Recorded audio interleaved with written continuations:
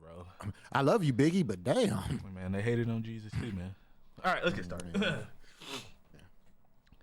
Hello, hello, hello, and welcome to episode 212, Feeling It Not Blue of the Super Weapon Podcast, most overpowered podcast on the internet. It's your boy, Dearest Artist, and as always, got my co-host DC here with me today. Hey, man, look. Sometimes you gotta leave the rhymes. You just gotta leave the rhymes. Leave them to me, man. Everybody got their part in this camp, all right? You know what I'm saying? Like, I respect the effort, but it's your boy DC, and we're here chilling on a nice Saturday afternoon. We don't know what the weather's like where you reside, but here seems like it's a nice cool 60 degrees here in Atlanta. We're chilling, we're kicking it, and to be quite transparent with you guys, it's been a very long week. Yes. It's weird because it's been a slow work week, but it's been like long. And yeah, man. Agreed. yeah, but during this long week, we have come across a couple of games that I'm really, you can't tell. There's something going on in my face, but I am smiling in the inside because I'm very excited to talk about both of the games that we're going to talk about today, particularly one game. And that's not to, say nothing about the other game, but there's one game the more I look into this game and after watching the documentary, I am so pumped to talk about this game, man. Like, I really think that this game is needed for the Xbox. Because I believe, I want to say, am I looking at this right? Because Xbox Studios is the publishers for this. They're the publisher. Compulsion Games is the dev. Yeah. There you go. Yeah, just drop the cat out of the bag. I mean, honestly, we can talk about that. And honestly, I think that'll be a good place to jump off because I want to say we got a lot of pretty in-depth news from Xbox this week. We had a Phil Spencer interview and some other things, but I am very excited to talk about South of Midnight. So that's the game we're talking about. For our audio listeners, we do have this week Compulsion dropped a 30-minute, I guess you can call it like a mini documentary, if you will, about the game itself. This is probably the most extensive look we've gotten at the game. And it's very, very exciting, because I'm going to be quite honest, man. When we first saw this game back in the summer, I wasn't too impressed with the gameplay, but I really do enjoy the stylistic nature of the game, the claymation look of the game itself. And this definitely pointed me towards wanting to play this day one. And, just seeing everything, as somebody who is from the Deep South like myself, or not the Deep South, because, if you're not from the South, there's different levels of country down here.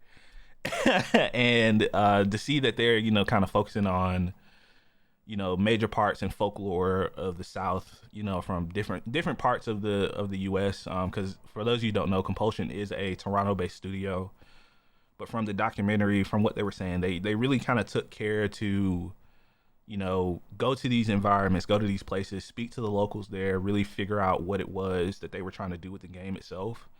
And it looks incredibly exciting, man. There's still no hard release date on it. It's supposed to be jumping out sometime in 2025. But, I want to hear your initial impressions, man, because we don't get too many of these behind the scenes of making of games and stuff. And this honestly is my favorite part of the industry. They need to do, I want to say you said this before. Matter of fact, you said it a couple of times, and I'm really starting to agree with you. These in-depth looks into what it takes to make these type of games has really turned out to be beneficial, and it draws me in. It really drew me in to watch this documentary. I want to start off first by saying that, you do have a young black lead in this game, which I thought was pretty dope because no matter what people say, hey, representation does mean a lot. Whether you're white, black, brown, whatever. It's just cool to see someone who looks like you on the screen. So I want to start there. And I think that it resonates well in the game because it's not oversold. Like it's not like a stereotypical type of role. You know what I'm Yeah. saying?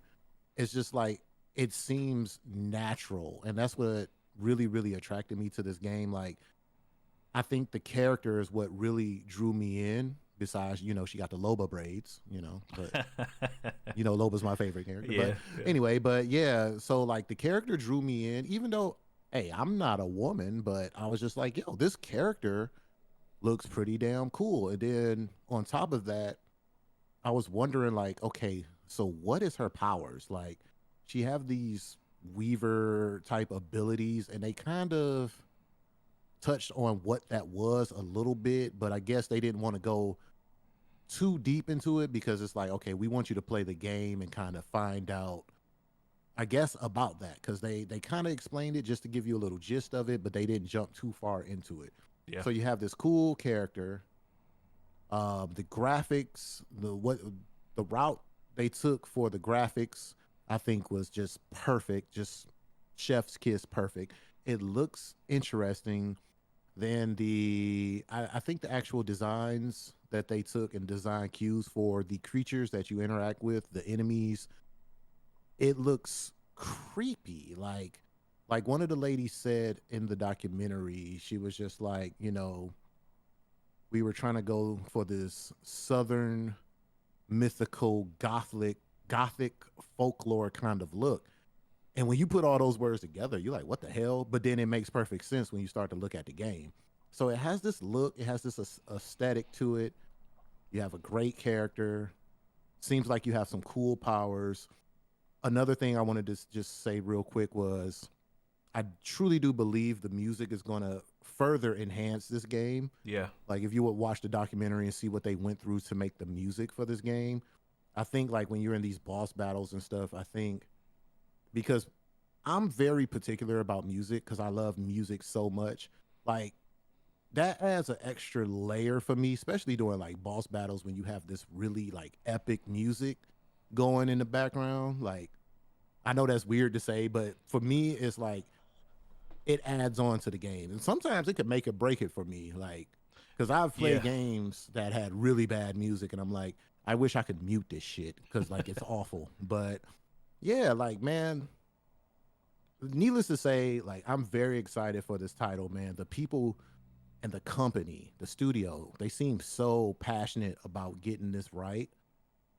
And this is the type of stuff that we need to get out here. Like these little mini docs are freaking great. I wish more studios would start to do stuff like this because to see that passion, like I fully want to support this game. I know it's going to come out on Game Pass, and like if I truly truly enjoy this experience, I am going to get a hard copy. I'm going to buy it and I'm going to save it. So that's Yeah. how I feel about that. Nah, I agree, man. Like the one thing that to touch on like the enemies and some of the bosses that I found that was really interesting that they mentioned in the documentary is that a lot of these are based off of actual folklore and like Mm-hmm. monster stories, from the South. The one that they mentioned was the alligator monster that you see from the trailer. I think his name's like Two Toe something. I can't remember what it is, but I just really love that Compulsion has the ability. We've talked about this before with Xbox and how they, while they haven't, done a great job of showcasing it, they do seem like they really do allow these studios to work on the projects and the things that they're passionate about, and the results seem to start to seem like they're starting to kind of come to fruition. Because I did a little bit of like digging. Two-Toed Tom, I just saw it on the screen. That's his name. That's like an actual folklore, like a monster alligator from like 100 years ago or something. But Compulsion, the last game they worked on was We Happy Few, which was like early access in 2016, and then I think it like full released a couple of years later. So we haven't seen something from them in quite a while. But I like that they, because I feel like studios, especially like first party studios, they kind of get stuck in this bubble of making a certain type of game when they're successful at it, Mm-hmm. and you don't really have a lot of experimentation with IP much anymore. And I'm getting a lot of that from this studio, and I'm happy that we're getting something like this, because it seems like they've really taken the time and care to, really make something unique, super interesting. Because like I said, the combat looks pretty standard. Not saying that's a bad thing, or that I think it's like going to be a weak part of the game itself. But what's really like driving my interest in this is the environment, is the storytelling, and how they're using music to kind of drive combat. Because at one point they mentioned, with her abilities of like weaving, and it seems like from just like initial speculation on my part, it looks like there's something like some sort of evil spiritual force trying to take over the land that she is essentially going through and like cleansing. And how they mentioned like in certain parts of the game where you're fighting those enemies, like the music itself kind of reflects that. It sounds kind of like eerie and just haunting, but as you kind of cleanse these areas, the music kind of takes a different form, which I think is really cool. Because just like you said, like music can really affect how people perceive a game, or how you feel in that moment when you're playing a game or watching a cutscene. And I have to say, I think my favorite part of this game is the fact that it looks like claymation. Like I've always, ever since even before, the art style is beautiful. Yeah, like even before I was in art school and everything, like claymation was definitely one of my favorite things just to look at. Because you always have like those imperfections and stuff that they make, like you'll see thumbprints and things inside of like models and stuff. Like I've always loved that. And I like how, because it kind of, I don't know if you noticed it, but like watching the trailer and the gameplay, it kind of looks like stop motion, kind of like that stuttery style of animation. I think it's a mixture of clay and stop motion. I believe that they said that, and I love it, man. It's a little jarring to get used to, but they did mention that you can turn it off outside of cutscenes. So if people like, if you're playing the game and you want something that's a little bit more, yeah, because like even right here, like as they're showing it, like the game kind of, you can kind of tell it looks like it's like the animation's like stuttering a little bit as it kind of is going through. But I really do enjoy that we're seeing this side of the Xbox portfolio, because we really, this year was pretty okay for them. I think they did all right with a lot, but I think we're going to start seeing a lot of these bigger releases, especially in 2025. Like we've talked about how big that year is going to be, how next year is going to be for gaming, but I really feel like this is going to, I don't want to say like a hidden gem, because I feel like that's discrediting the work and stuff that they're doing, because I really want this game to be popular and succeed. But they also mentioned that the game's not going to be, excuse me, I have the hiccups. The game's not going to be like super long. I think it's going to be, I think they said around 10-ish hours, which I'm totally fine okay with. that. I'm super, I'm Just totally give us a okay good with 10. Give us a good strong 10, and I'm in there. that. Yeah, like this game, if it's good, I'm in there. This game definitely reminds me of do you remember Kenna Bridge of Spirits that came out, I think a year or two ago, a couple years ago? Like that, I'm getting a lot of those kind of vibes. And a lot of people really like that game too, and it wasn't like a super long game. The combat was just all right, but what really brought people in was the music, environments, and I like how they're even sprinkling in bits of history about how a lot of people may not know, like how slaves used to kind of traverse through these swamps to kind of escape. And that's how a lot of these deep south country, like country towns, were created. That's, people kind of settled into these places because that's really all they had, and that's all they where And they could nobody go. wanted to go to the swamp. Yeah. They used to go there to hide, and it's like that's where you got a lot of the folklore from. Like it's a little dab of history in there to make you go do your own research. You know what I'm saying? Right. Because you do start to wonder where Two Toes, the alligator, where this folklore came from. Because I sure as hell looked it up, and it's super pretty interesting. Yeah, it's pretty crazy. So, you have all this stuff just bottled up together, and I feel like it's gonna just mesh very well. Like I said before, and then even like with the studio, because I feel like, and I don't say this like as a bad thing or anything, but I feel like you really get this woman type feel with this game, because a lot of the people involved in this game are women of color. Yeah. So you do kind of get this like kind of outlook. Like I know like some of the voice actresses, the mocap actresses, some of the writers, like they're all black women. So like I think it's gonna reflect that a little bit in the game. And we were joking about it earlier because we was like, the woke train's gonna come. People are gonna Somebody's gonna have complain, an issue oh, with this this is game. a woke game, and who cares? I don't give a shit. They can go wake Yeah. themselves up in a corner.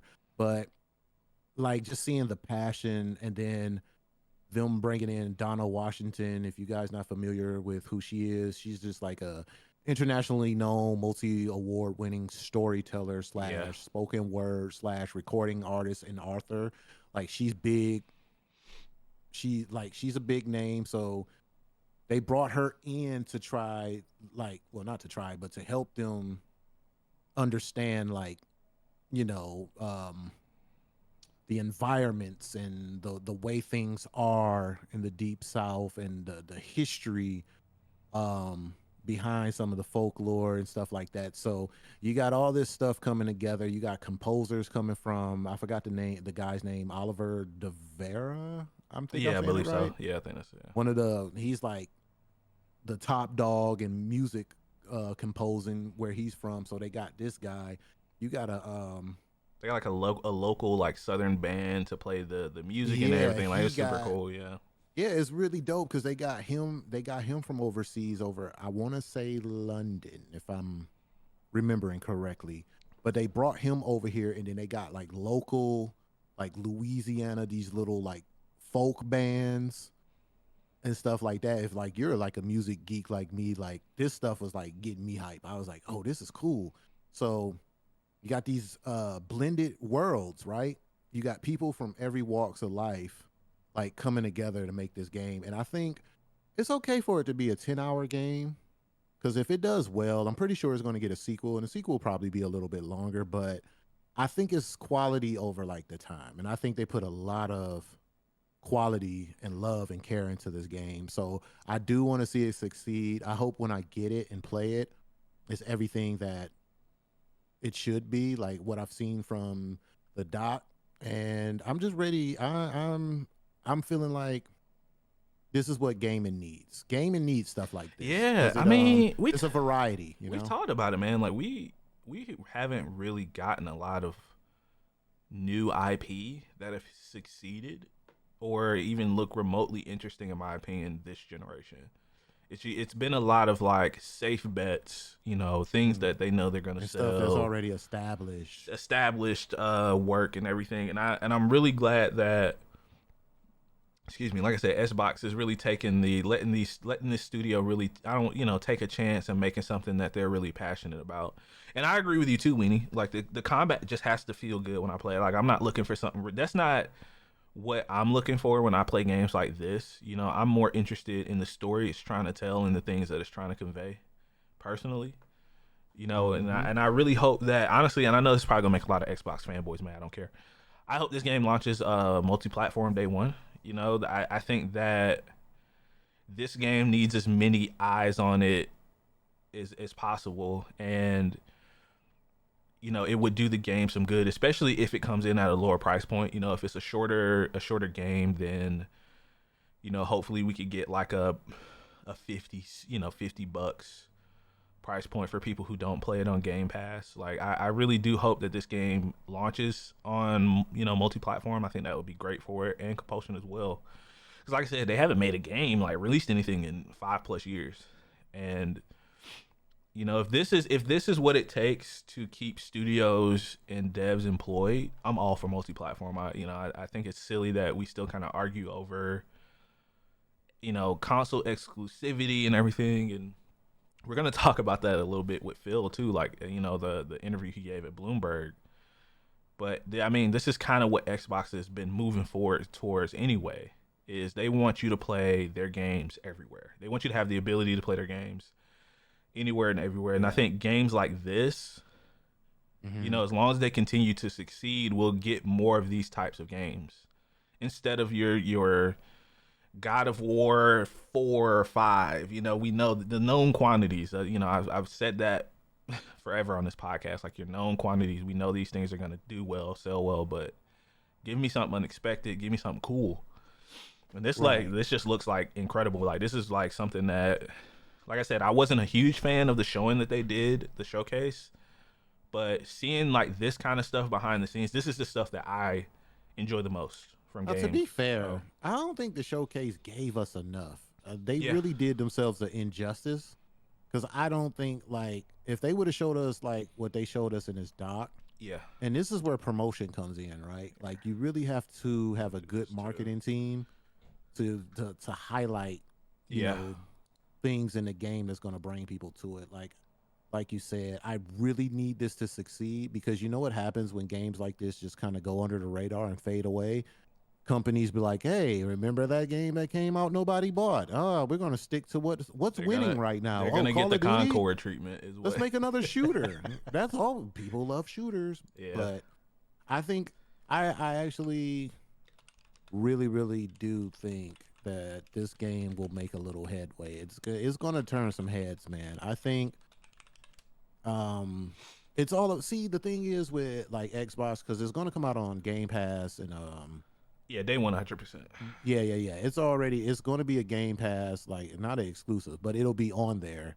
I don't think it's coming to every system. I don't think They haven't. Yeah, so. they haven't said so, but like I said, But like if it with the way that they've sells, been talking, like I can see this coming out, yeah. I want it to multi-platform. because I want So it to succeed. Like I wanted to because I do want it to. I want them to make as much money as they can, mhm. and I think everyone like I could see this coming out on Game Pass first in a couple of months. Yeah, they'll put it on PlayStation and other platforms, but it definitely says a lot about creators, right? Mhm.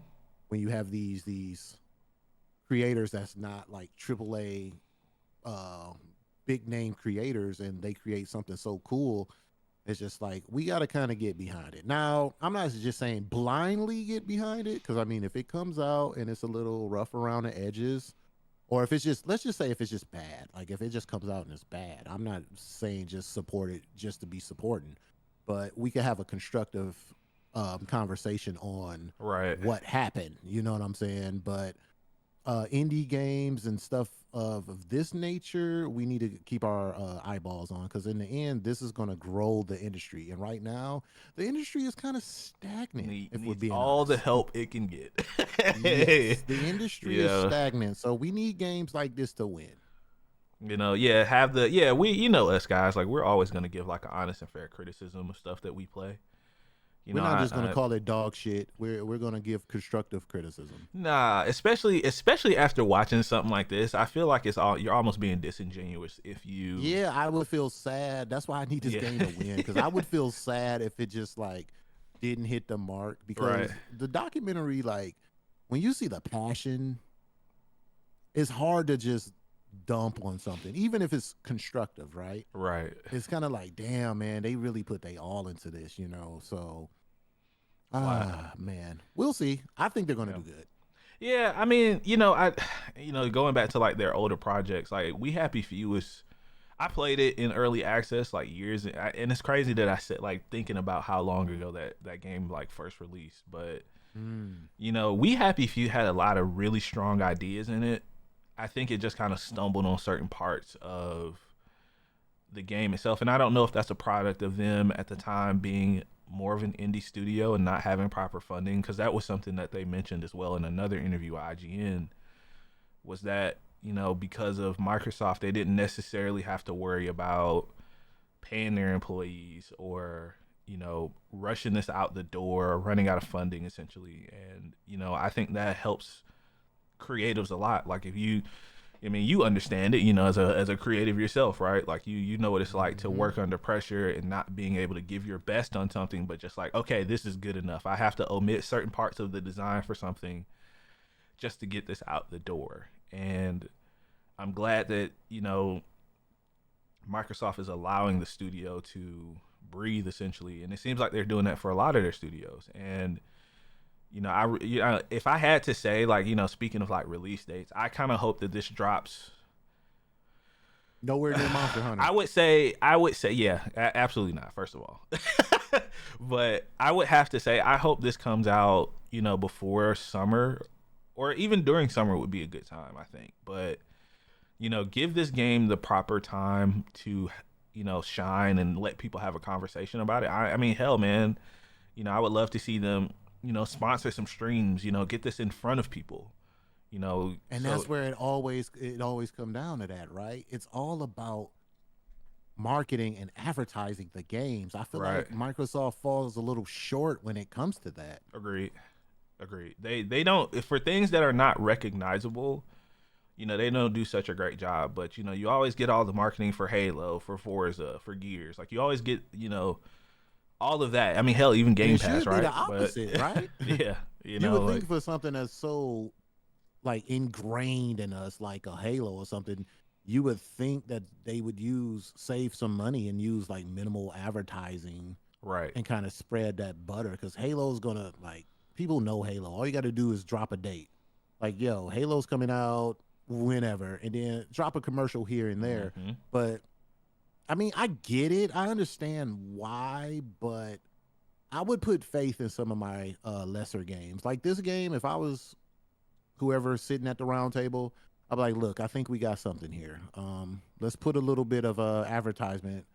Let's put some promo dollars behind this. Let's get this out here to the people and yeah. Hell, let's see man, what like it does. do a demo. We don't get demos much anymore, right? Like give us Yeah, a you don't have to demo spend a of lot of like money either. one level of this game at the beginning. Like I mean, hell, look at what Monster Hunter did. Speaking of Monster Hunter, a couple of weeks ago with the open beta that they had, and that they gangbusters. Not saying Monster Hunter needed it, but it made people even more excited for the game that they were already going to buy, right? Let me tell you this: top ten on Steam, and it was beating like real games. Like This of was a all demo. time, like it was insane.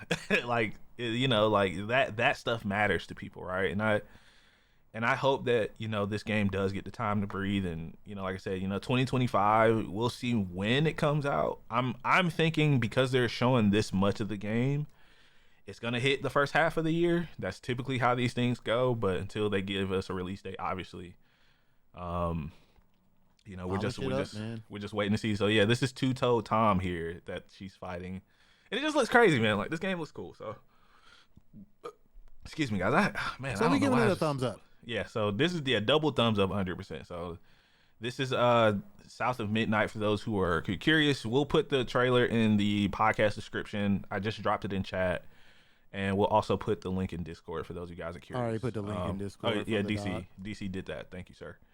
Mhm. So yes, 30-minute documentary, man. Trust me, man. Like you guys will appreciate it, even if it doesn't look like something you may play. Just watch the doc. Like Just it'll- the background, just it'll like give the you more behind the insight into scenes. gaming and stuff. Yeah, so Yeah. it's awesome. Word. So, moving on to the next game, we got a gameplay trailer for that I'm actually very fucking excited for. It's Indiana Jones man. I and don't the know Great about that Circle. You know about that whip cracking? Every time I hear a whip Man, cracking, I that don't know. thing, man, send a Just shiver don't down release your it in spine. February. Yeah, just don't release it. Nah, in it comes out. February. It actually comes out next month, man. We're about 5 weeks out for this game to be released, I think. So I don't know if you guys are Indiana Jones fans. I'm a pretty big Indiana Jones fan. I grew up watching a lot of the films. Harrison Ford, obviously, iconic actor. No, he's not voicing the character. Sounds just like him. It is Troy Baker, who does pretty much all the big name characters, voices in a lot of games. But I have to say this, man. Like I've never played a game by the studio. Gosh, I'm blanking on their name. I just had it in my head. They made Wolfenstein. Holy cow. What is it? Software? It's hurting my head right now. It'll come to me, but we got a 14-minute essentially like gameplay trailer for this, and man, like it's like playing a movie essentially. And I was really iffy on this being a first-person game when we first heard about this, but I have to say, man, I am very, very Machine impressed. games? Machine games. Thank you, Jesus. I was gonna say it. I knew it was M something, but yeah. So this, I mean, man, this game just looks incredible, man. Down to the, his quirky little quips, to the combat, just like DC said, the classic whip, of course. Like Not this in February. Not my month. Don't play this in February, guys. Come on. But no, just kidding. But Woo! I have to say, man, like I'm actually impressed with how deep this game is. Because they describe this more as an adventure game before it being an action game. I And could see that. that's something that really speaks a lot to me. Somebody who grew up playing Tomb Raider and everything, like being able to solve puzzles in like environmental puzzles and finding secrets, while you're chasing essentially Nazis. Fuck Nazis. I'm gonna say it. I think that's a pretty okay statement to say, right? But this game just looks like incredible, man. Like I am so excited for this, and the fact that you can like customize your indie, with different skill points, and you can have different abilities and everything, and it's just God, the hat revival. yes, oh yes, the fact If that you crawl and you pick get a up your second hat. life with your hat is so crazy to me, man. Like But it's look clever. at this. It's like it's a clever way to, you know, it's a clever way to just give you that Indiana Jones feel, if that makes any sense. Yes, Like, yes. because his hat is like, and his whip is iconic. You know what I'm saying? So I thought that was hilarious. Like they knock you down and like, think of Call of Duty when you get the second life when you're laying on the ground and you can shoot. Yes. Like, but on this, like, if they knock you out, your hat flies off, and if you crawl to your hat and get it, you get like a second win. I thought that was genius and hilarious at the same time. Like, give me my Think goddamn hat. because I'm curious. I'm looking it up now. I don't know if this is like separate from the movie timeline, but I want to say this does fall at some point. Yeah, I just okay. So it takes place between Yeah, I was gonna the say. first movie and the third movie. So between Raiders of the Lost Ark and The Last Crusade. So this is actually like canon to the Indiana storyline or plot, which is actually pretty cool because if you guys have ever seen those movies, you kind of know what you're expecting from a younger Indiana Jones. He's more brash. He kind of feels like he's indestructible. But a lot of people don't remember he's just a scientist. He's an archaeologist. Like he's not a soldier or but he just finds himself in these situations where he's essentially trying to save the world. And it looks like the story is like super interesting. And I wasn't expecting this to be so open.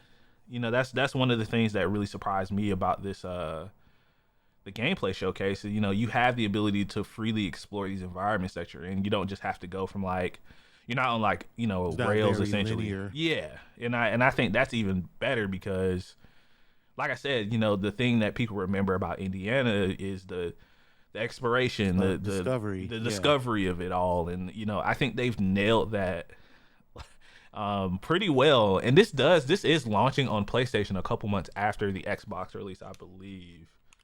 Because I know, let me see, Indiana Jones. I like how they did. It's kind of like an open world, Yeah. but not an open world. Like it's not just a lot of. It don't seem like there's a lot of fluff. Like it's just not a lot of open space and like Right. everything seems to have a purpose in this game. And what I feel like is filling the void that Tomb Raider left behind because I feel like Tomb Raider kind of went. I think Tomb Raider kind of lost its roots over the years. It started to get real actiony. I agree with It that. started to get real like third person shooter. Like it lost that discovery aspect. And with Indiana Jones, it looked like they're kind of bringing that back with the puzzles, and it looked like you really got to kind of explore and pick up clues. Like you got to like get clues, really figure things out. And with Yeah, this and I generation, like you we using your in, camera too. Like you can use your camera as like a hint system. If you get stuck on a Yeah. puzzle, which is cool. Because I mean, let's be honest, guys. I right? want it to be Like, tough though. I Yeah. really hope these puzzles are like.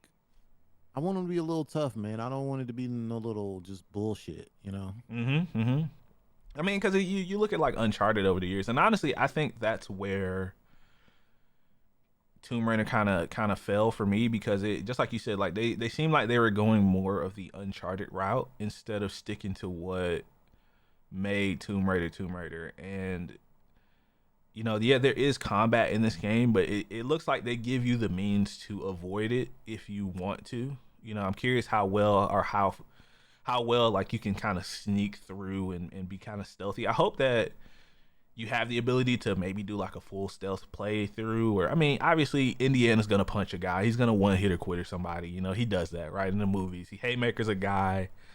whips another dude, but I'm more so Fighting is interested. not at the forefront of this game, I don't believe. Like, No, yeah, and this that's why I is said like not they keep a describing it combat more driven game. adventure style game. I like I said, the more I see of this, like I'm super fucking hyped for this. It comes out December 9th and sometime in 2025 on PlayStation 5 as well. This is another day one Game Pass game as well, which is we've been telling you guys for a long time, man. Game Pass is the value is there for it. I mean, you look at the kind of things that Xbox is finally starting to release. And this is up there for me, man. Like I love Indiana Jones. I don't know about you guys, but I enjoy the movies for what they are. They aren't all good, of course. Like the later ones, as Harrison got a little bit older, Couldn't crack that whip, huh? Couldn't crack that ass, huh? Old man? yeah, and they tried to do the thing where they were gonna like pass the torch That never bids well. God, what was it? What's the actor's name, man? Shia LaBeouf. What? Was like there was at one point Shia was like his son or something in the later films, like Kingdom of the Crystal Skull. Like it was okay. Is that where LaBeouf came from? Holy Yeah, he was I think he origins? was his son, or he was related to him some kind of way. And then you could tell they were trying to pass the torch essentially because he was, And then he ended up in Transformers. Holy shit! Nah, this was after Transformers. He ended up doing some other stuff in real life. We're not gonna talk about. Wait, there was Indiana Jones after Transformers? Mm-hmm. Yeah, it was. Let me see when Kingdom of the Crystal Skull came. I don't know shit about. I don't know shit about Indiana Jones. I'm sorry, Indiana Jones. Nah, I disrespected you. Sorry. Indiana Jones, Kingdom of the Crystal. Yeah, it came out in 2008. I remember that name. Yeah, you're right. You're right. Yeah. You're right. 'Cause I do remember that. It was just okay, man. Like it was, I just really wish that Sam Wiki didn't make the cut. maybe he didn't want to work with Bumblebee anymore, and he ran across Indy or something. That's how he ended up. I don't know. But this game does give me like an interactive movie vibe. Yeah, Like it kind of feel like it's a movie that you're playing. Like from what I'm looking at and what I've watched earlier. And I don't say that like as a bad thing. No, I think no, it's no, giving no. it's giving you an interactive experience. One thing I will say that I'm kind of like iffy about, it's always hard to do the melee kind of combat system in that view. Yeah, Because it always looks just weird. It to looks me. hokey, right? But it looks very. It's so weird funny and because he always like because in the movies his he's fist, just the way he hold his fist. He just looks like what, bro? Like why are you he standing always like punches a guy like 2 or 3 times in the movies and they're just out. Like I think that's the and whole. they copied that if you haven't noticed Yeah, it. Like I love it, gotta, man. it's just like weird. Hey Tori, do what you got to do, brother. We appreciate you. If it's 1 minute, 5 minutes, or 8 minutes, brother, we appreciate you. Yes, stopping sir. Have a good one, Tori. See you, man. by. Thanks Have for a hanging good out. weekend, my brother. But yeah, that was my only complaint. It just looks a little. It looks a little weird at times. It gives me that Mirror Edge feel. You know. Oh what I'm saying? man, yeah. But besides that, that's probably the only criticism I have of the game. Everything I'm really look, I really just want games to kind of bring that puzzle aspect back Yeah, because when I was younger, I didn't really appreciate that. right. Like when there was any kind of puzzles in a game, it used to like kind of piss me off. But now, like that I'm older and I'm kind of obsessed with like puzzles and figuring stuff out. And if you ever played RP with me, I'm gonna find a way to do something stupid. Like I'm just always looking for like that part. I think I could appreciate the puzzle aspects of a game more. So I really want to see what they do with these puzzles and make people like, don't taper it down.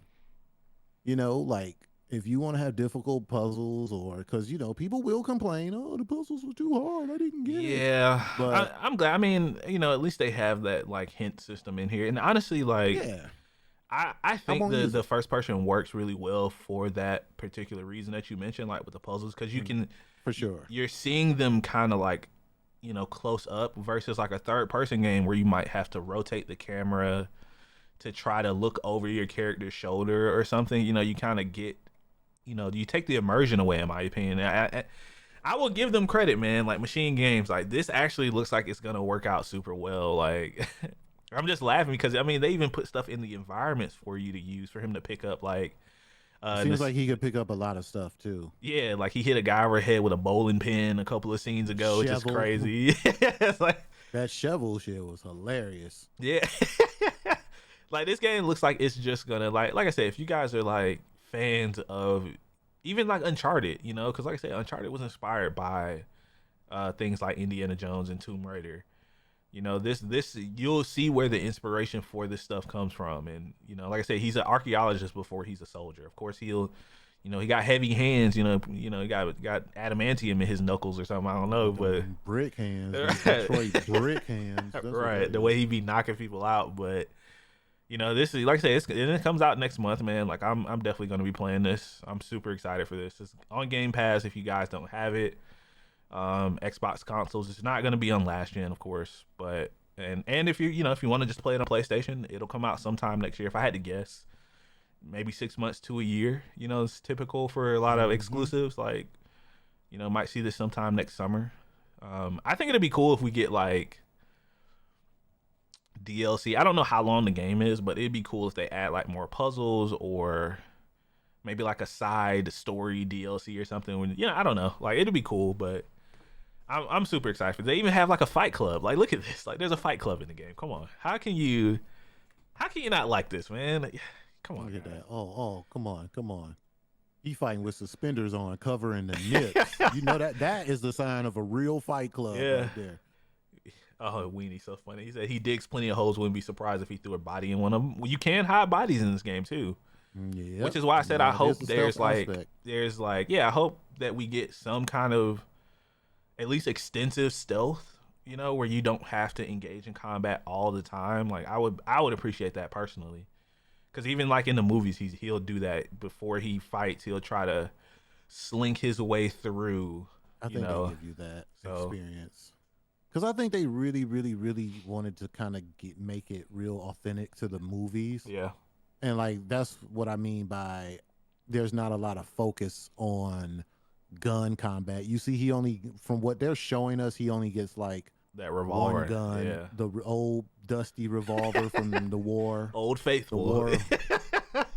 Yeah, like they don't put a lot of focus on guns. And then another thing, when the enemies pull their guns out on you, it really looked like you have to aim that whip to get it out of their hands. Like it looked like that is going to be a skill thing. Yeah. Instead of just like a auto lock and then you press the whip and it whips it out of his hand. It looked like you actually have to aim it. So I like the fact that they are limiting the gun combat, because it's something we have enough of.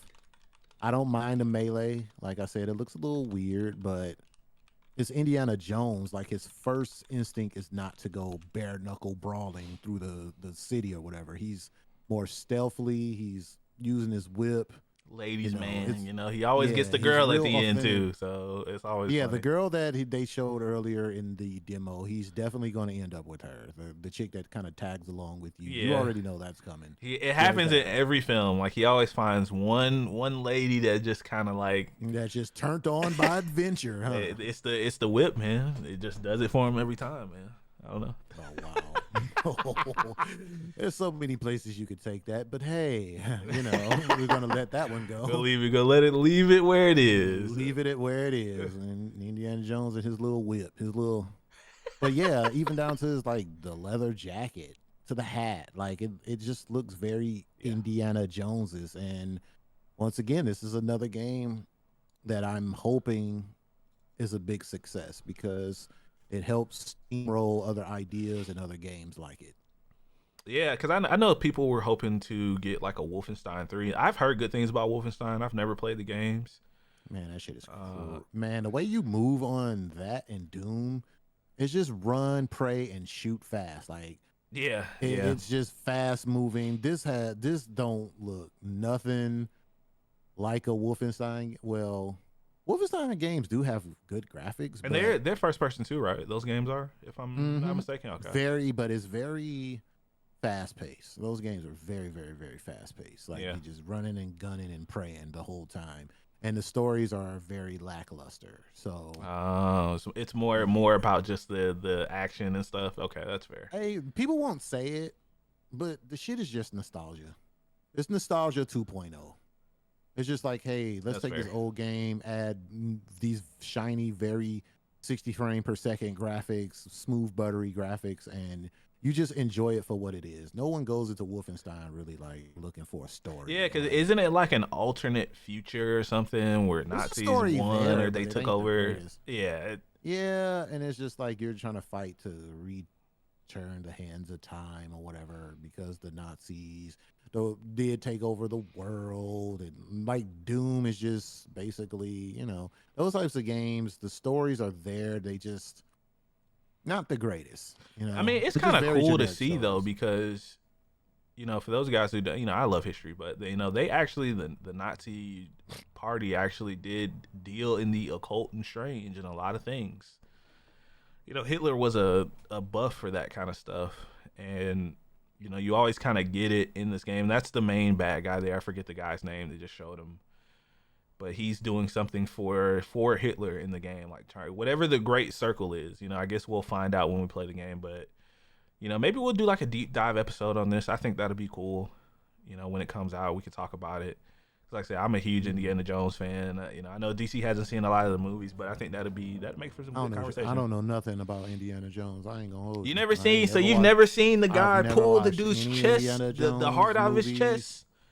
No, Oh, I've never watched any what? other movies. I was a deprived child. I was That's locked in a crazy. basement, being fed porridge. I don't Okay, know. here we go. Chestnut soup. Yeah, just a poor man's soup. All right, you're done. Chest hair soup. That's crazy. I said chestnut. All right, okay, that's Indiana Jones. What is that? Black potpourri? What is it? No, what is that little fancy shit you put on your plate that serves no purpose? Oh, parsley? You talking about like Parmesan? Yeah, basically parsley and stuff. Yeah, okay, you're an idiot. Yeah, that's all that is. You Garnish, know what that is? thank All you, that Winnie. is. Garnish. That's frog's chest hair. That's all that. Oh shit my is. gosh, that is disgusting. Don't put that shit on your plate. Broccoli. Don't eat the garnish at the restaurants, guys. Please don't. It's not. It's there for just decoration. Don't eat your plate either. Jesus. So that's Indiana Jones and the Great Circle, man. December 9th. Like I said, we may actually do a deep dive on this. I don't reckon this game will be super long. I guess it just kind of depends on how. Wait a minute. I know we just got finished talking about the Midnight Sun, but you ain't gonna come in here with that country shit. Hey That man, was country. I'm from the South, man. I reckon, bro. You don't reckon? Come on. You gotta reckon sometimes, guys. That man said, "I reckon." What the? You know what's so funny? I didn't even realize I said it until you stopped me. Like it just came out of my brain. That's so funny. I tell you guys, for our international so you fixing listeners, to go play the game. yeah, I'm fixing to go play this, man. I'm fixing to download it. So, holy shit, man! Where the hell did that even come from? That man said, "I reckon." hey Where man, your straw when you? I got some family from the deep South, man. I do, from some very deep parts of this country. So, hey man, people don't understand like what I call the small town experience. Yeah. I've lived in some small towns, and Jesus, man, let me tell you. yeah, you're well traveled, so like for those of you who don't know, there's different levels of South. You have Yes, sir. like there definitely is where a Walmart would be the place to party. There's Walmart and Sonic's right across the street from each other. Right. Yeah, and that's the talk of the town. And if you're a young teenager, like that's where you hang out at. Like that's crazy, but maybe we'll drop a Patreon or something about that. 'Cause I got some choice words. Oh, that'd be great. Actually, I could talk about that all day. Yeah, man. Deep South represent. Deep Indiana Hey, Jones. and them gas tanks are real, bro. Them gas tanks you see on all the shows with the little Pepsi sign on top, bro. That shit is real, man. That shit is real. Them little, what is it, gas pumps? Yeah. Them 1929 gas pumps. They exist. There's still gas stations that people will pump your gas for you. Those still. Oh, they in New Jersey. Yeah, in New Jersey. Apparently in New Jersey, there's like all of them are like that. They have to pump your gas. Like I think that shit is nuts. That's so insane But to is me. it far fetched though? Think about it. I'm gonna say is so. it Like far-fetched? I don't know how comfortable I would feel. Think about Chick-fil-A though. That's fair. People standing outside taking your order. It's just the same. It's the same difference. And Imagine somebody rain, standing out there sleet, or pumping your snow. That's gas. true, man. Oh my But you gotta gosh. tip them. That's crazy. Gas costs too much to be tipping, bro. Nah, especially up in New Jersey. I can imagine. It's I probably give you a like, high five.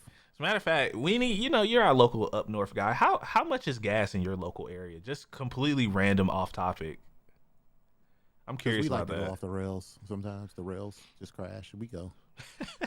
Yeah, Weenie, drop that number. What I'm is curious it? I what want to say the it's like average. 280. Yeah, what's the average gas price for your neck of the woods? I'm not gonna say where you're from on there. Oh, I was close. $2.95. Oh my god, I'm not gonna complain anymore, man. I don't even look at.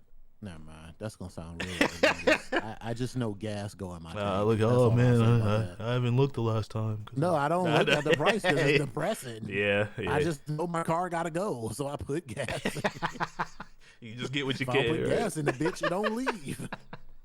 But yeah, man, that Indiana Jones. We got to get the train back on the rails here. Indiana Jones. I'm gonna give it 2 thumbs up. Indiana and the Great Circle, man, comes out December 9th. What day of the week is that? Because games don't drop on Fridays much anymore. Tuesday. It's It better not it's be a Tuesday. Monday, which is so weird. That is weird. Ugh. Yeah, come What are we doing, Xbox? Why? on a Monday, man. Start your week off right, guys, with some Indiana Jones, man. So yeah, that's Indy and South of Midnight, man. The last thing I wanted to talk about is this Xbox interview that we got from Phil Spencer and Bloomberg. Phil been over there, man. Hey, pray for Phil, man. He looks tired, man. I say that with all the respect in the world. I can't imagine dealing with all the criticism and hatred that he's gotten over the last, I want to say, like 6 months to a year. A lot of it has been valid, but the people who aren't constructive in their criticism, it's not great. He definitely, like, he's really been through it, man. But he gave an interview talking about everything from handheld to Xbox's future plans for release, and I thought this was relevant to bring up because as we were just talking about, games like Indiana Jones and South of Midnight, which I think they're gonna release South of Midnight multi-platform, but he once again confirmed that they are working on a handheld device, which I thought was the most interesting part of that interview. And how I think we get it sooner than you think, though. Actually, he said it's a couple of years away, which I'm not too surprised by that. And I'll tell you why. Instead of making an Xbox Pro. Yeah, honestly, I think here's my honest to goodness thoughts on it, man. Like, I think Xbox was probably planning on releasing something sooner rather than later, but I think their position probably changed over the last couple of years. Reason being because as they've kind of expanded, having Xbox on different platforms, on like you can play it on Fire Stick now, you can play it on ROG Ally, like all these other handhelds that are in the market. I think Xbox is just taking their time trying to really figure out where the market's going to be. And if I'm Xbox, I'm looking at the Steam Deck, the ROG Ally, and all these other devices out here and if I'm not mistaken, the ROG Ally has the best integration for Xbox when it comes to like the Xbox app itself and Game Pass. I'll be completely honest with you. I still think their Xbox app is god awful on PC. Anything outside of the consoles. I don't understand why is it so bad. Yeah, like I think why it's, don't I think it's they awful. mirror? Why don't they mirror each other? Like, why is it like that? It's a good question, man. I mean, to be completely honest, and you have to kind of jump through some hoops to get, the streaming done on like your iPhone, because there isn't an Xbox Game Pass app that you can download on Apple because Apple won't allow it. But I honestly could foresee them. Wait, what the hell do I got then? On your phone, you probably downloaded it through Game Pass. Yeah, like Game Pass on the actual iPhone, like like you can do like the xCloud streaming. Like there's an Xbox app, but you can't play games through the app because that's what that whole lawsuit was with Xbox and Apple, because Apple wouldn't allow that to happen because of we can't guarantee the integrity of the games and blah blah blah. They didn't want Xbox stepping on their toes essentially. So keep your ugly games off my. I mean, because a couple of months ago, Sarah Bond gave an interview talking about Ooh, big bond. them making a mobile store essentially, because they bought that mobile company to develop games as well. So I think they're gonna wait till the next generation, whenever that is, whether it's 2026 or later. And I think we're gonna get like a family of consoles, a family of devices. I don't even want to say consoles anymore. You know, you're gonna get your premium Xbox Series Y or whatever, right? You'll get that. We'll probably get another successor to the Series S, and we'll also get the handheld to go along with that. And I think that's going to compete with the likes of the Switch, the Switch 2, the Steam Deck, and the ROG Ally. And honestly, like, I'm glad they're taking this approach, because for what he was saying, it seems like they're focusing on bringing up the quality of their services and their apps before they release more hardware, which I agree with, because like I said, outside of the consoles, the Xbox app kind of sucks. He even said it in the interview. You know, he said it's just good enough. It's not great. And I'm glad that they are aware of that, because what do we always talk about here? Xbox, you know, their messaging is muddy. It's weird. You know, they go back and forth with things that they do. Or when they release stuff, it's usually half-baked. It doesn't work great. And I don't think they can afford to stumble coming into the handheld market. Not at all. You know, I honestly... There's so many handhelds, they can't. Yeah, Not honestly, the Series S successor could be a mix between like a handheld. It could be like a Switch device, but Xbox. Excuse me. Like I could see something like that coming from them. I mean, Xbox is very weird, and they try to innovate in ways that, you know, people criticize them for launching two consoles when they did, but the Series S is doing pretty good for them outside of like some technical issues with development of certain games. But, you know, I think by the time they do drop a handheld device, the market will kind of stabilize, and, you know, I think their big bets will pay off, honestly. That's just how I feel. I don't know about you. But I don't know if you be around town like me. Like, they're advertising heavy. Yeah. Like what we're watching on screen right now. Like I've seen advertisement at bus stops, the mall. Like they're advertising like heavy for this, you know, kind of Xbox. Mm-hmm. Xbox is everywhere. You can play it on your computer. You can play it on your phone. Yeah, the ad, and this is why I have this ad playing for our audio listeners. They released like a 30-second ad, like, you know, this is an Xbox, and it's showing a bunch of different devices, a phone, like I said, ROG Ally, your laptop, a Fire Stick. That is like, yeah, I think what they're pushing for, that's really going to be like the future of gaming. Now, this is just my prediction, and I don't expect anyone to agree with me on this, but I kind of feel like next gen, like I think they're pushing for, because like next gen, it may be a handheld. Like next gen, because I fully do believe that. Like, I do. Think about how far we are into this game cycle, right? He said what, a couple of years. So I give that, I would say 2 or 3, right? Give or take. We already in what, year 4? Yep, we are. We're moving into year 5 of this console generation, which is crazy to say that. Year 5, and then let's just say a couple of years is 3. That'd be 8 years. So I'm feeling like, personally, this handheld is maybe the next console, if I'm a betting man. Like, I think this is going to be their, I think they're going to put a lot behind this, because it goes along with their Play Anywhere, you know, campaign. So, and another reason why I say that too is because, like I said, I've never seen like Xbox advertised so hard. I've never walked out of my house and seen Xbox ads, no lie, until now. Like, I'm seeing this commercial, like I'm seeing this ad, I bullshit you not, I'm seeing this everywhere. So yeah, and strangely enough, this ad actually made a lot of people upset, man. Hey, BZ, how you doing, sir? If you guys are listening to the audio version of this podcast, man, come hang out with us while we're live at twitch.tv. Yeah, y'all like our little personal crowd. There's like, the artist, man. But yeah, we give you cars. We give out cars here too. Yeah. Yeah, and GTA.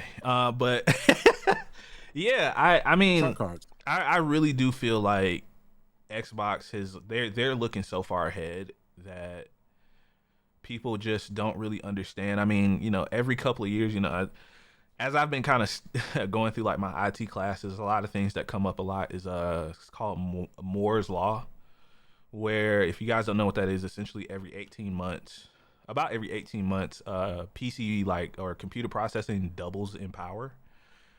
And we're getting more powerful phones. We already have phones with AI. iPhone 16 just launched with AI. The latest Samsung Galaxy, I believe, has AI features as well. They're betting Microsoft, not just Xbox. Microsoft as a whole is betting big on AI, and I can see them using that to leverage the technology that they're trying to develop for their family of consoles. I keep saying family of consoles, family of devices, and I think that's gonna pay big versus what Sony seems like they're doing, where they're kind of doubling down more on their first party single player games. I think they're going to continue to go the more traditional route, where Xbox is like, hey, we're going to release all of our games multi-platform. He even said it in the interview. There's no red line for what they're deciding on, whether they're not going to release something multi-platform. And I think that's good. Mm-hmm. If that keeps developers employed, if that boosts the sales of games, it helps the industry. And I don't see why people don't understand that. Like, if you're playing something on Xbox, play it on Xbox. Don't get mad because they're releasing it on PlayStation. They're releasing it on PC. It's like, well, what do I have an Xbox for? That's a question you have to ask yourself. You have to do a little soul searching there, buddy. It's like, where do you want to play your games? Do you want to play it on a console? Do you want to play it on PC? Do you want to play it on your phone? I mean, look, you listen to J. Cole and Kendrick Lamar, right? They both rappers. Like, I don't see the difference. Like, you just kind of pick what you want. Like, it's a preference. You don't have to be so difficult about it. Like, it's funny to see people get so upset, but I'm like, at the end of the day, you're getting pissed off, but you're not looking at the bigger picture. Yeah. You know what I'm saying? The bigger picture is there's people getting laid off everywhere, from Sony, just in the tech field in general, from Sony to Xbox to whoever. So when it comes to Xbox, I do believe they are doing what's best for them and their people, but at the same time, I'm not going to lie, it's been kind of hard for me to champion them when they're still kind of trying to acquire shit, which I saw come across my news feed. They're still looking to acquire like studios and stuff. So I'm like, what's that about? So the gaming industry is kind of like crazy like that. Like, it seems like you're trying to preserve jobs and do the right thing, but at the same time, you still... Maybe it's something above my pay grade. I don't know. Yeah, like maybe... honestly, I agree with that too, because he even mentioned like, oh, the Xbox business has never been healthier. It's like, that's because you fired over 2,000 people this year. And I don't know if you saw, there's a studio within Bethesda that is on strike right now. 200 employees, I believe, which is awesome. They're fighting for better working conditions, which is great, and they should. Because Bethesda's been a part of Xbox, 4 or 5 years at this point. Like, they've been integrated into Xbox for a while, so we can't just say, oh, well, it's just Bethesda or ZeniMax. No, it's Microsoft that they are working towards, working against. So, but every time I say fight against crunch, online, I just get yelled at by people who don't know what the hell they're talking about. And because I'm going to tell you right now, I hate to keep bringing this game up, but I will. Hey, Rockstar over there crunching the hell out of them people, bro. GTA 6 coming out in 2025, guys. You heard it here first. It's gonna happen. It's not getting pushed. I don't believe it. Oh, they're gonna die? It comes out 2025. Them people are getting crunched. Them people are getting crunched to hell right now. There's been so many leaks already talking about people are fucking tired of working on the game. Honestly, I think people who quit. I think what's gonna happen is, if it does get delayed, it'll get delayed internally first. Like, we'll keep hearing the CEO of Take-Two, 2K and stuff talking about how it's still on track, right? It's always on track until it's not. And they also have to consider Borderlands 4 coming out, which they own now. I don't think they would want to completely crush Borderlands 4. That's supposed to come out next year as well, in 2025. And if I remember right, Borderlands 3 came out in September of 2019. So they have to kind of consider that, right? Like, you don't want to step on another game that you're developing, another large release. Like, You know, because whenever we get a release date for GTA 6, I promise you, everything else is going to move out of the way. It doesn't matter what game it is. It doesn't matter if it's Sony, Nintendo. You know, it's going to move out of the way. You know, GTA is without a doubt the most recognizable gaming franchise on Earth. Like, I don't think people really get that, but I believe, like, people think that I hate GTA and all this stuff because of the banter. But let me tell you, he just loves it. I want it to be a success. Like, but I'm a realist, and I just do believe that with crunch culture and everything that's going on in the industries, I don't think it's going to be a smooth ride. Like, I just believe that they're going to have some hurdles that they're going to have to get over because they saying they want to create, like, they want this to be like the game of all games. They're spending so much money on this game. So with that comes a lot of hurdles, I believe. And I just want them to get it done without sacrificing the sleep of devs, you know, not killing people and having people sleep in the office, you know. I think that's fair to ask from a company, right? I don't think I'm asking for too much. But yeah, and then another thing that just worries me, like, just as a fan of Rockstar, and I've pretty much played all of their games, I just don't want them to sacrifice the main story just because they're monetization horny. Like, they just ready to just. I hope not, man. All right, before we get out of here too, I want to ask you this. You know, I'm going to ask you this probably once more in sometime next year.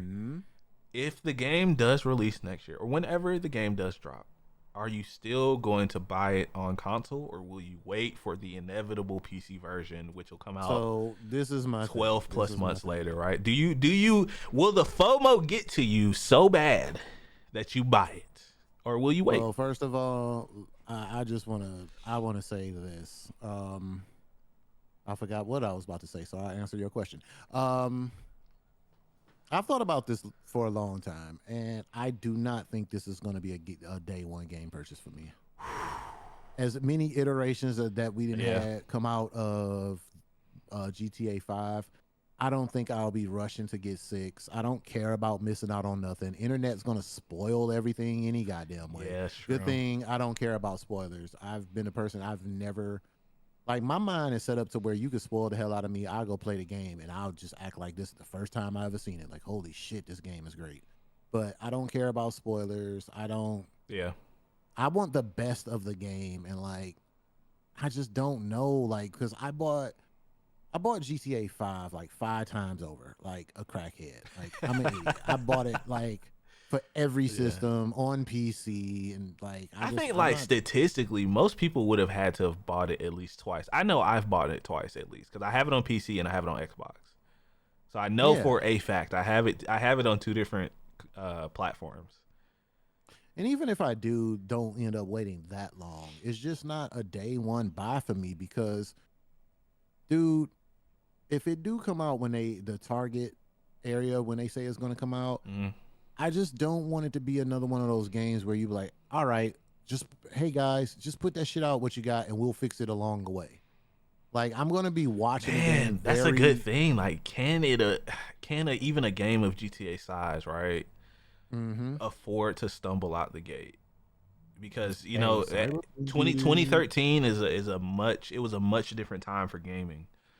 Than it was an easier than it is time. now. Yeah, it was much simpler. Like, that's a good question. I want to pose that question to you, YouTube, and all of our listeners. Do you think any game franchise or any franchise is immune to stumbling out of the gate? Can it still be successful? AKA the Ubisoft effect. That's a good question to think about. Put it out. Hey, put it out. We'll fix it along the way. Because it's like initial sales are going to be great, but I'm talking about like the conversation after that. Because I've gone back and forth on it myself too. Like, if I'm going to buy it day one or if I'm going to wait. Like, I keep leaning towards waiting. Like, because I'm going to be honest with y'all. I'm going to say this and then we got to get out of here. We're going to get out of here. I know for a fact somebody's going to make a YouTube video and the title is going to say, has GTA 6 gone woke? All right, guys. Thank you guys for hanging out for episode 212 of the Super Weapon Podcast. It's going to happen. I hate it. I wish this was not the world we live in, but it's going to the conversation around GTA 6 is going to be some of the most toxic conversation we've ever seen in gaming. I'm just go ahead and y'all just better be ready for it, man. Yeah, man, we've gone really long, man. I appreciate you guys hanging out. DC's gone. He's out of here. I don't have a lot. So next week, we are going to talk about Stalker 2. That game comes out next Wednesday. I'm actually really excited for that. And there's also a documentary for Stalker 2 that I've been telling people about. So please go check out that documentary. It's called War Game. I'm gonna post that in Discord as well. It's about an hour and 30 minutes. It actually made me more excited to play Stalker 2. So me and DC will be talking about that next week. That's on the Game Pass. I don't really have much else, man. You guys can follow me everywhere. Darius the Artist. Follow your boy on Blue Sky too, man. I made a profile because I guess Twitter's dying or something. I don't know. It's Darius the Artist everywhere, man. I appreciate you guys. DC, you got the floor, man. He made me walk off. Fuck off, man. I hate you. I hate it here. I hate it here, and I hope it burns to the goddamn ground. Oh, God. Yeah, it's going to be a woke fest. Oh, God. I hate it here. I fucking hate it. People are going to ruin it. Anyway, hey, you guys, thanks always. Love you guys. Thanks for tuning in. All our day ones. We love you guys. Hope that everything is going great in your lives. I hope you guys enjoy this weekend. Darius really pissed me off. Now I got to go into Warzone and blow some people's fucking face off because I'm fucking angry now. But yeah, thanks guys. We love you guys. Go check out the YouTube. Run them numbers up, baby. And you can find me everywhere at _1LDC_. Come holler at me on Twitter. Come into Discord and have some fun with us. And yeah, all that good stuff, man. Love, peace, and blessings to you all. We love you guys, man. Thank you guys for hanging out. We will see you next week. Peace. Stay woke.